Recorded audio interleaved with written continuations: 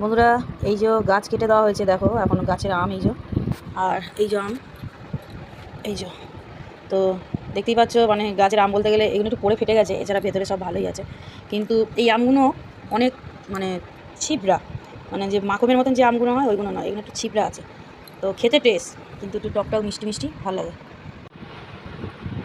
এই গাছে প্রচুর আম হতো, আগেও হতো। ফল পছন্দ করি না যদিও বা টেস্টটা।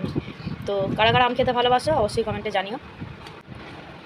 আমার শ্বশুর সব রকম গাছই বসিয়েছে, যেরকম নারকেল গাছ, 3 রকম আম গাছ, পেয়ারা গাছ, জামরুল গাছ, তোমার জাম গাছ, সুপারি গাছ, খিরিস গাছ, তুলো গাছ, নিম গাছ, মানে এমন কোনো গাছ নেই যে প্রায় আমাদের করমচা গাছ, প্রায় একটা ভিটের মধ্যে আমাদের এখন গাছও আছে। তো শ্বশুর মারা গেছে, মারা যাওয়ার পর থেকে আর কি আমার বড়রা মানে ভাই ভাই আর কি এরা কেউ দেখে না, গাছের যত্ন নেই, সব যে যার কাজেই ব্যস্ত, যার জন্যে তেঁতুল গাছও আমাদের বড় তেঁতুল গাছ ছিল। তো ঝড় বৃষ্টিতে মানুষের গায়ে ভেঙে পড়া, মানে বাড়িতে ভেঙে যাবে, এই সব যে ঝামেলাতে আর কি কেটে দেওয়া হয়েছে, কারণ গায়ে গায়ে সবার বাড়ি। তো বিপদ মানুষের কখন কি হয়, যার জন্যই কেটে দেওয়া হয়েছে। তো সবাই অবশ্যই আমার ভিডিওটা দেখো।